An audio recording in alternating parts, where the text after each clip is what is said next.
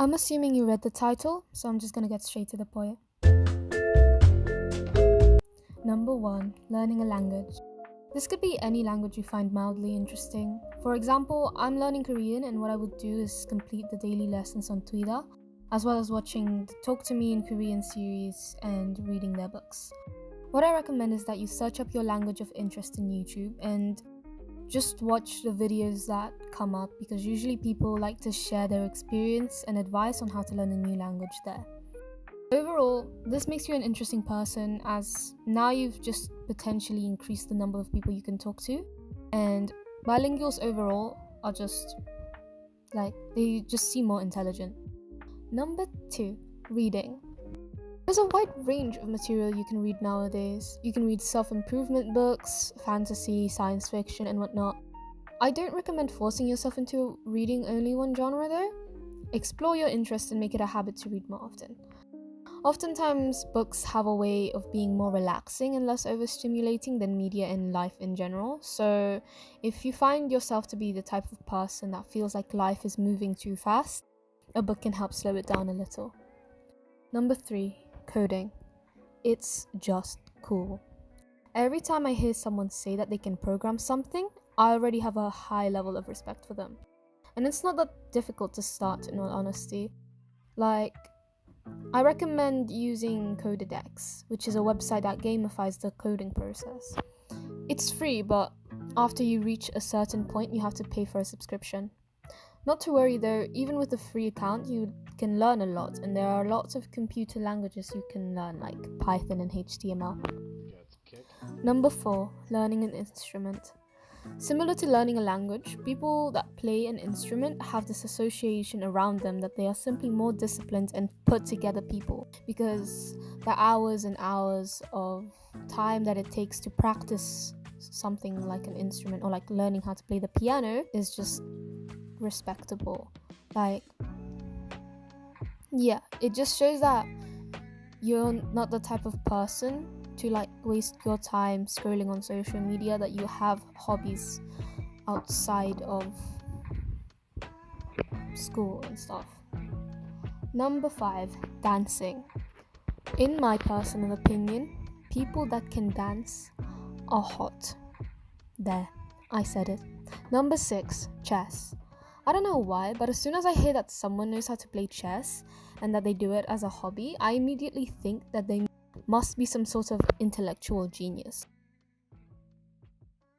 But in all fairness, chess is the kind of game that's quite simple to play. You can teach it to someone really easily, but as you become more skilled and more experienced, it becomes more interesting and mentally stimulating.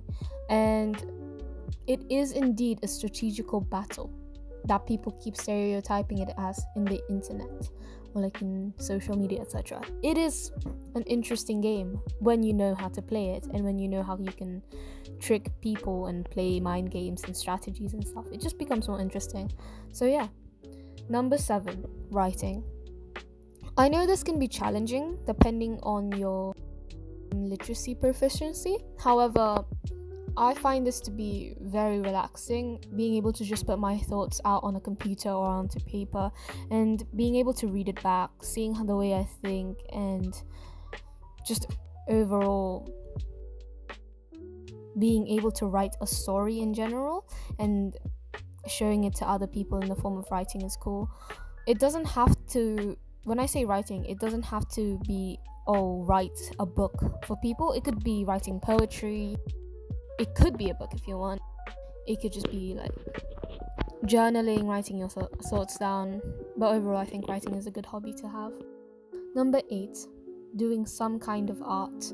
This involves painting, abstract art, realistic art. I just find it impressive to find a person that is artistic. And whenever you see someone and you... Hold up a second, let me think that again. It's just impressive to find a person that is artistic. You can immediately tell that they're creative with a good eye for detail, and having the ability to express your ideas and feelings visually in a way that others may be able to resonate with is cool. Number 9, doing any kind of sport. This includes all types of physical activity, so running, calisthenics, football, team sports, individual sports, etc. Again, don't pressure yourself to do more than you can handle, but I would also say don't limit yourself to just one type of sport. Like, if you like tennis, that's the only kind of physical exercise you do. You can mix it up a bit. For example, I like doing football, but I also like just working out at home. I don't have a gym membership, and because I can't afford it yet, I'm a student. But that shouldn't stop you or limit you from being able to work out and do exercise. There are many videos on YouTube that teach you or just give you a workout routine that you can follow at home that is really simple, and that is good enough in my opinion. But like, being able to work out consistently is also very respectable. And finally, number 10, cooking. This includes baking. Guys, this isn't a case of being able to cook makes you wife or husband material. No, this is a life skill, okay? So you actually just do need to learn how to cook. However, in terms of it making you a more interesting person and making it into a hobby, I just respect people that are able to make delicious, scrumptious, and just amazing food. Okay, so that's pretty much it.